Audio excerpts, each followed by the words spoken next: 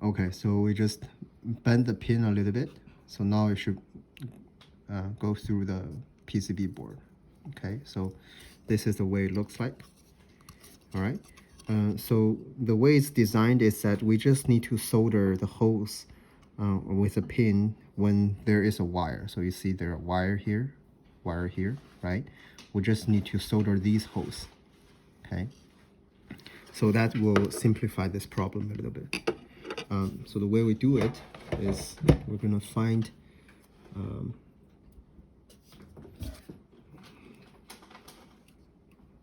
so we're gonna find the wire, which is the feed material, right? And then just use this solder iron to do that. The way we do it is you're gonna hold this thin wire with your hand, not too close, just a little bit far away, so you're not burned. Okay, so we'll put the pin, put the solder iron close to the pin, together with the material. Okay, just like that. You see, it's soldered there. Okay, you can do the same on the other side. Okay. Okay, that's it. So you see it's finished pretty well here. Okay, so it's connected. All right, so we should do the same for these wires as well, these holes.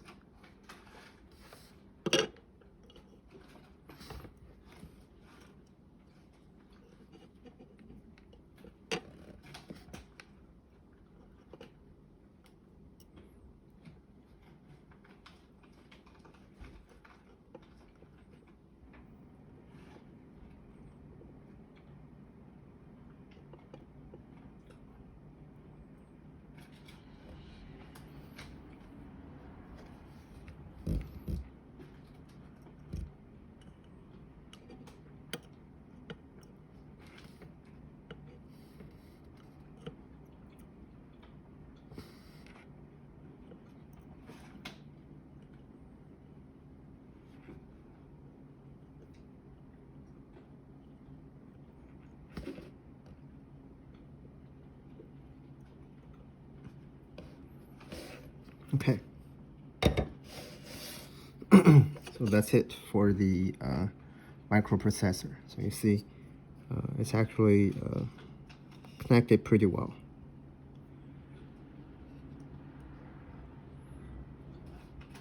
Okay, so that's all we need to do for the microprocessor.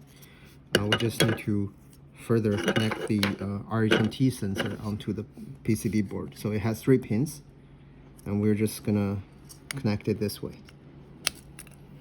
Okay, so basically there's a negative sign here. The negative should go to the ground. So it should be this. And then we'll do the same. It's a little bit difficult to handle, but let's just set it here like this.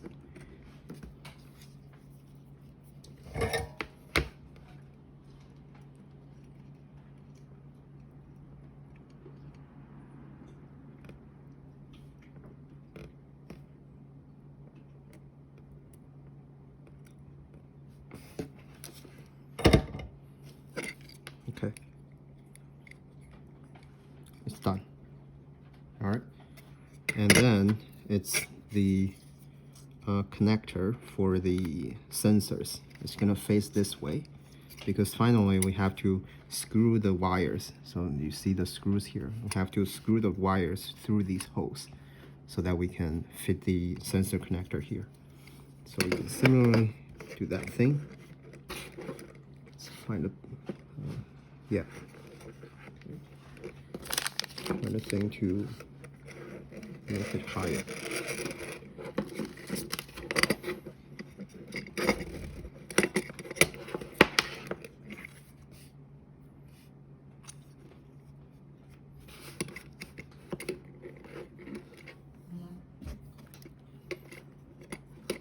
Okay, let's try to do it this way.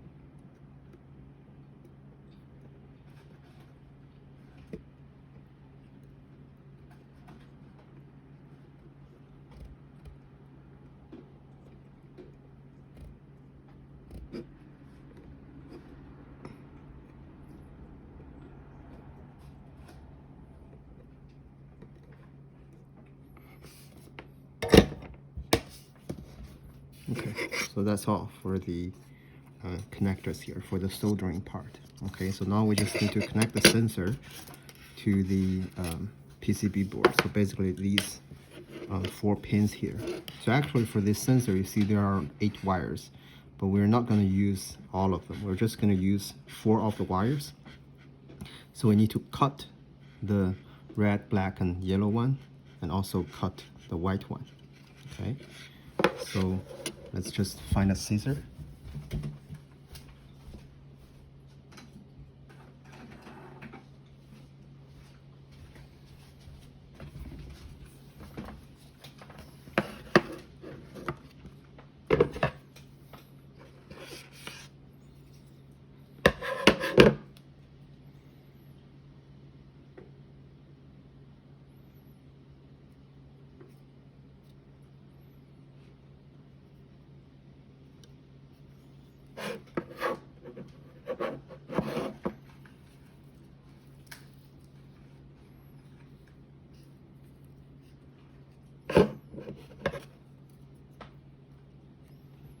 So we'll just cut these 4.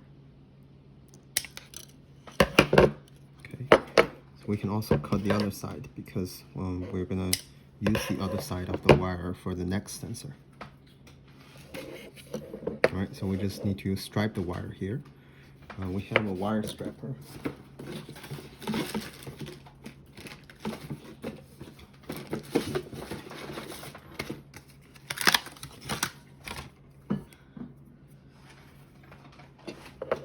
So we can just use the thinnest hole to remove the wire from here. See, we got the wire.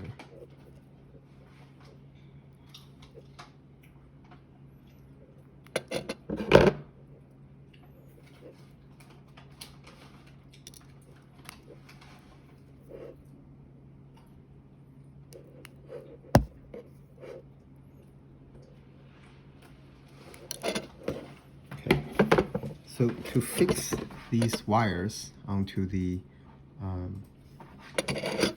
hose here, what we're going to do is basically we need to unscrew these thin screw flathead screwdriver, and then just feed these wires through.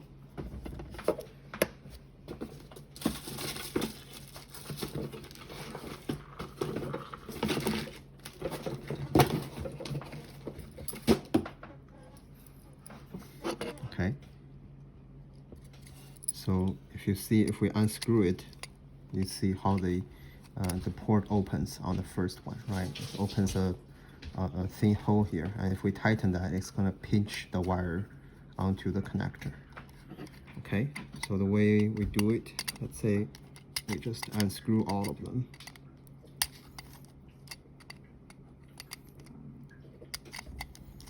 And then we'll fit these 4 wires through. So with the sequence of the green, blue, orange, and purple. Okay, so let's say first one, the green one, we're gonna fit it through, get it through the top hole here. Okay, and then tighten it. So for the second one, it's the blue one. Fit it through the hole, and then tighten it.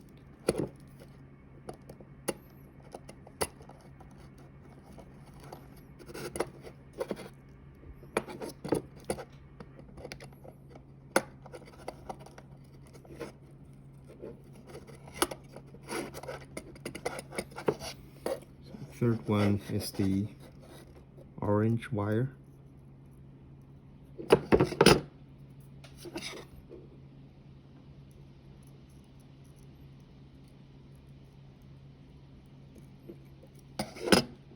Yeah, so you see the hole is a little bit narrow here. We'll just untighten it, make it larger, and then fit it through.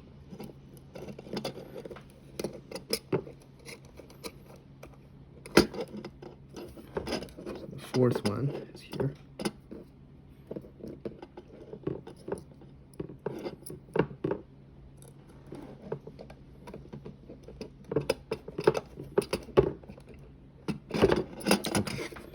So that's it. That's all for the sensor. So now we should be able to just power it up and upload the code and then measure the PM concentration.